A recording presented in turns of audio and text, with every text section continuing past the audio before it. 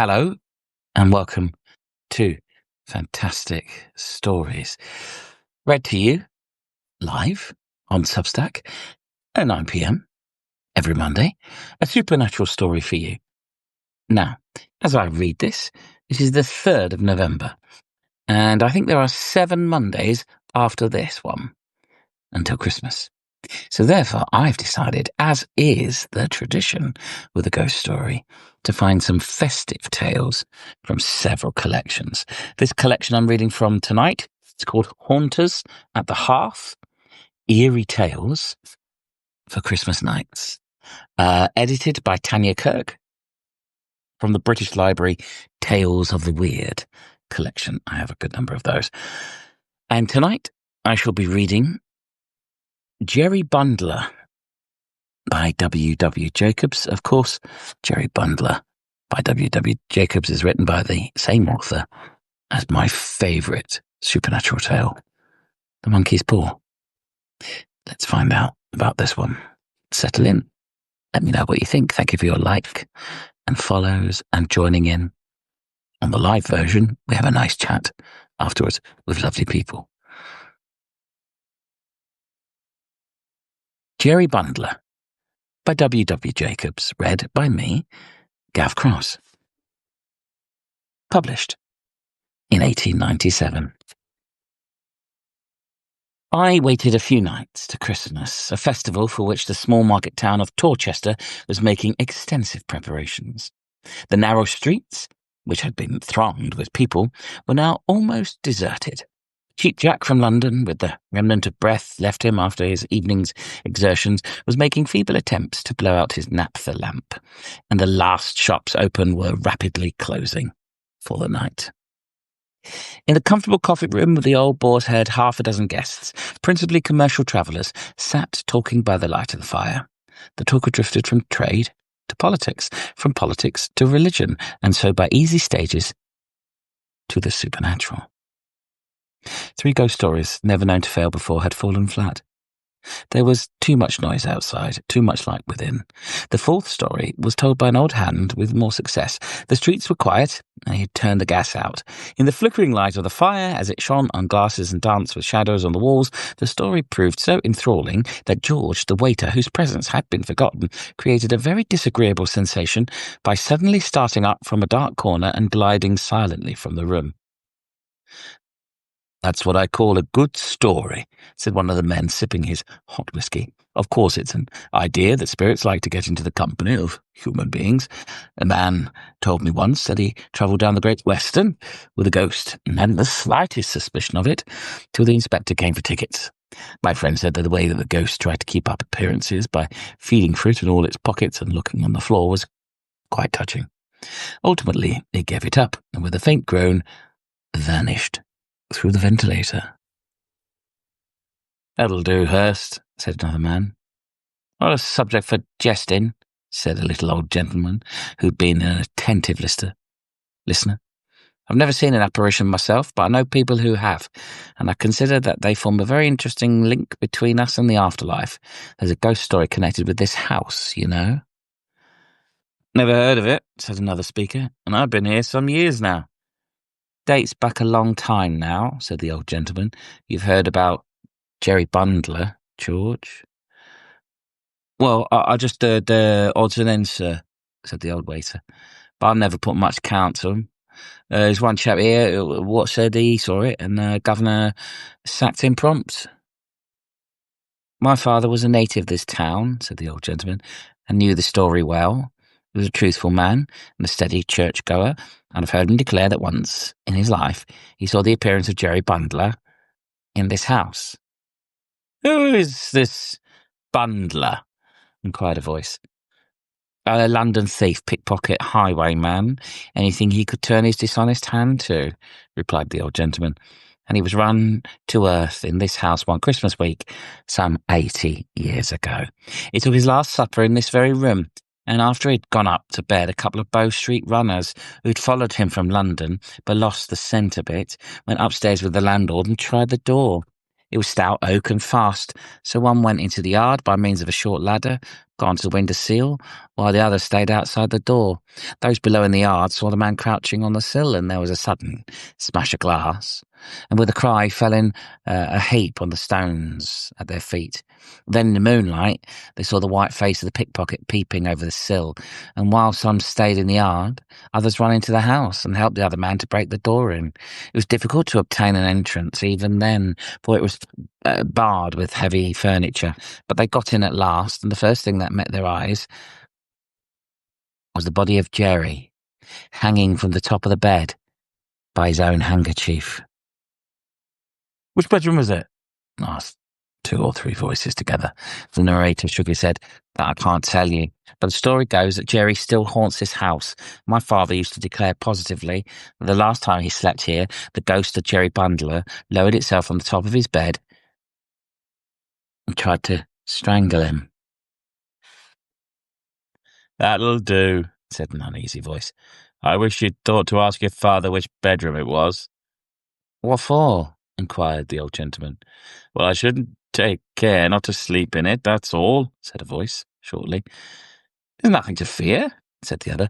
"I don't believe for a moment that ghosts could really hurt one. In fact, my father used to confess that it was only the unpleasantness of the thing that upset him. And for all practical purposes, Jerry's fingers might have been made of cotton wool for all the harm they could do." "It's all very fine," said the last speaker again. "A ghost story is a ghost story, sir, but when a gentleman tells a tale of a ghost in the house, which one is going to sleep, I call it most ungentlemanly." "Pooh, nonsense," said the old gentleman, rising. "Ghosts can't hurt you. For my own part, I should rather like to see one. Good night, gentlemen." "Night," said the others. "I only hope Jerry will pay you a visit," added the nervous man as the door closed. "Bring me some whiskey, George," said a stout commercial. "I want keeping up when the talk turns this way." "Shall I light the gas, Mr. Malcolm?" said George. "No, the fire's very comfortable," said the traveller. "Now, gentlemen, any of you know any more?" "I think we've had enough," said another man. "We shall be thinking we see spirits next. Not all like the old gentleman who's just gone. Oh, humbug! I should like to put him to the test. Suppose I dress up as Jerry Bundler and go and give him a chance of displaying his courage." "Bravo!" said Malcolm huskily, drowning 1 or 2 faint no's. "Just for the joke, gentlemen." No, drop it, Hurst." "Only for the joke," said Hurst, somewhat eagerly. "I've got some things upstairs in which I'm going to play in the rivals, knee-breeches, buckles, all that sort of thing. It's a rare chance. If you wait a bit, I'll give you a full dress rehearsal entitled Jerry Bundler or the Nocturnal Strangler."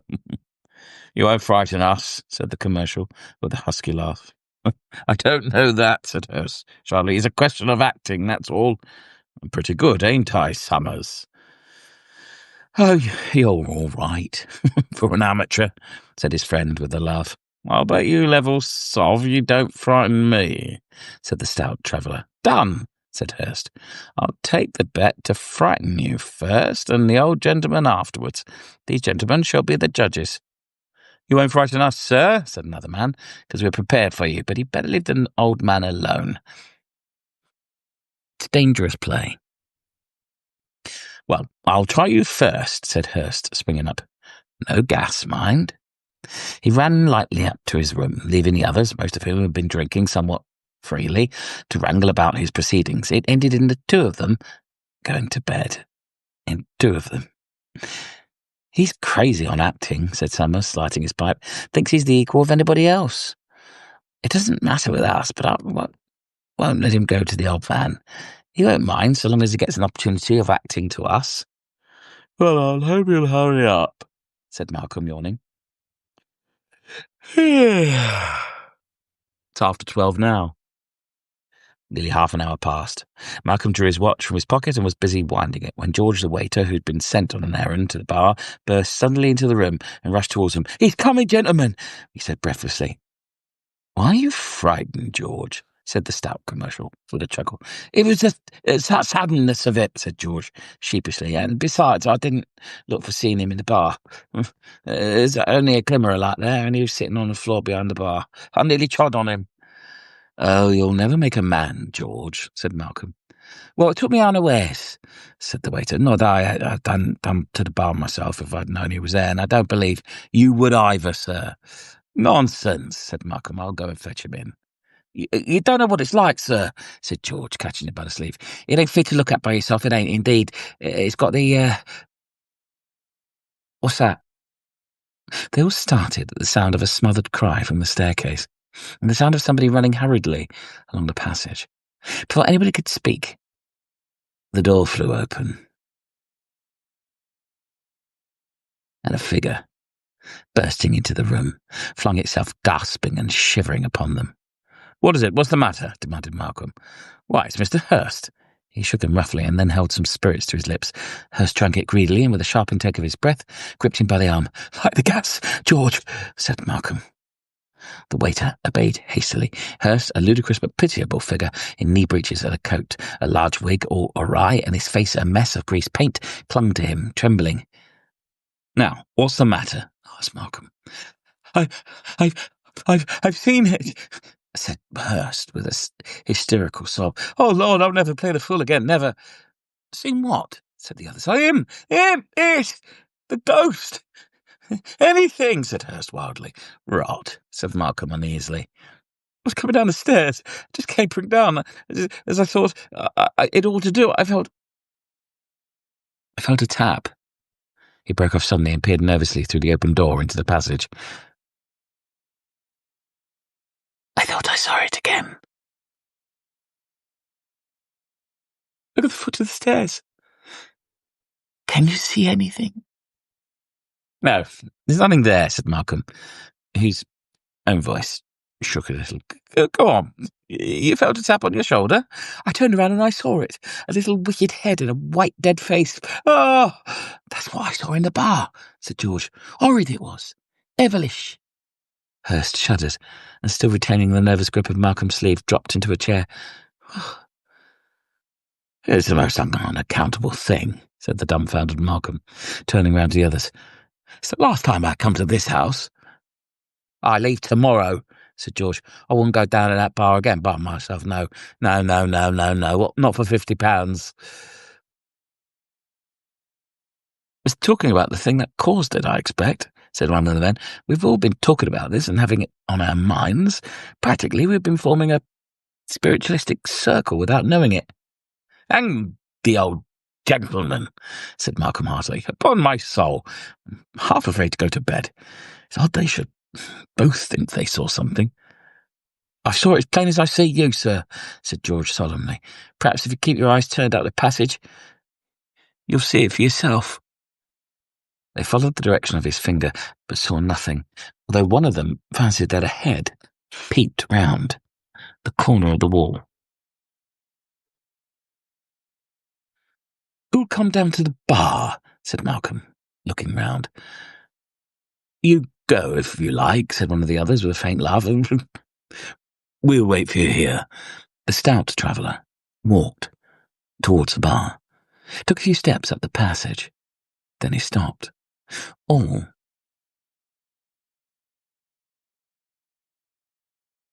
quite silent, and he walked slowly to the end and looked down fearfully towards the glass partition which shut off the bar. 3 times he made as though to go to it, and he turned back, and glancing over his shoulder, came hurriedly back to the room. Did you see it, sir? Whispered George. I don't know, said Malcolm shortly. I fancied I saw something. It might have been fancy. I'm in the mood to see anything just now. Just how are you feeling now, sir? Oh, I feel a bit better, said Hurst, somewhat brusquely, as all eyes were turned upon him. I dare say you think I'm easily scared, but you didn't see it. Not at all, said Malcolm, smiling faintly despite himself. I'm going to bed, said Hurst, noticing the smile and resenting it. Will you share my room with me, Summers? "I will with pleasure," said his friend, "provided you don't mind sleeping with the gas on, full, all night." He rose from his seat and, bidding the company a friendly good night, he left the room with his crestfallen friend. The others saw them to the foot of the stairs, and having heard their door close, returned to the coffee room. "Well, I suppose the bet's off," said the stout commercial, poking the fire, and then standing with legs apart on the hearthrug. "Though as far as I can see, I won it. I never saw a man so scared in all my life. Sort of poetic justice about it, isn't there?" "Never mind the poetry or justice," said one of his listeners. "Who's going to sleep with me?"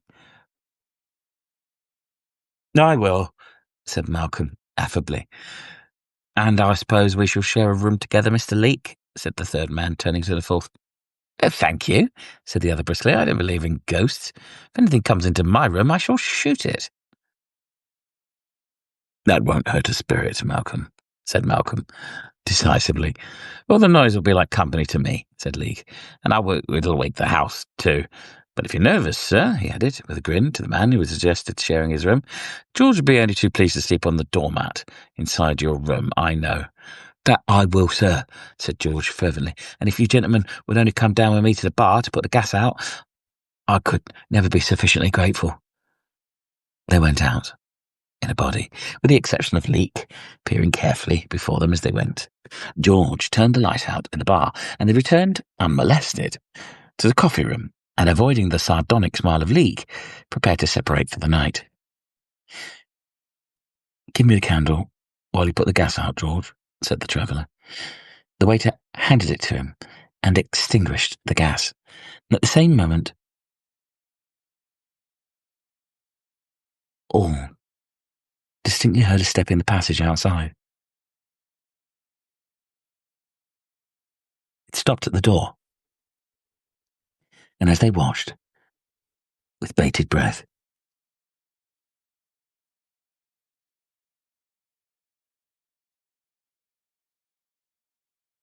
and slowly opened.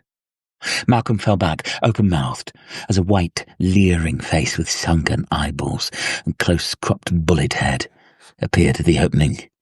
For a few seconds the creature stood regarding them, blinking in a strange fashion at the candle, and then, with a sidling movement, it came a little way into the room and stood there, as if bewildered.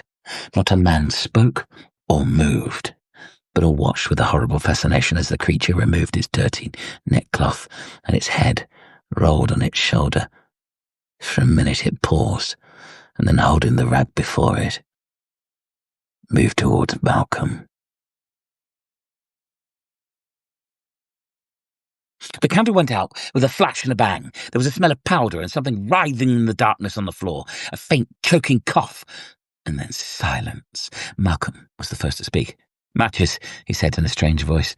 George struck one and then leapt at the gas, and a burner flamed from the match. Malcolm touched the thing on the floor with his foot and found it soft. He looked at his companions. They mouthed inquiries at him, but he shook his head.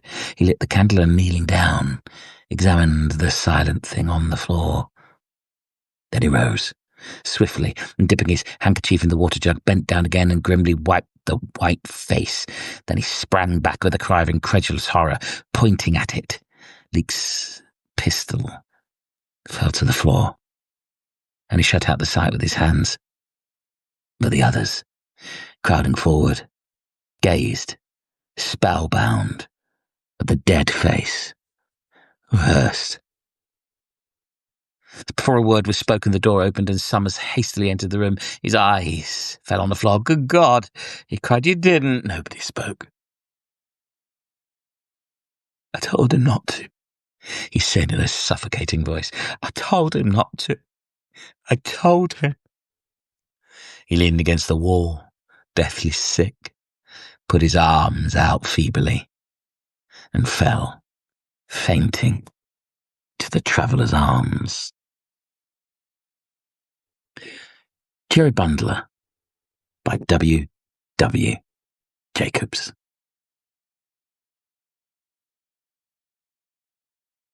What did you think about that? Let me know. Leave a comment. Leave a like. There'll be another one here next week. Another Christmas-themed one in this run. If you're here live, What did you think? I quite enjoyed it. I didn't have time to read it beforehand. I hope that didn't come across too much. But it was like watching a melodramatic play in my head. I hope you enjoyed it as much as I did. I'll be back next week with another Christmas-themed supernatural story.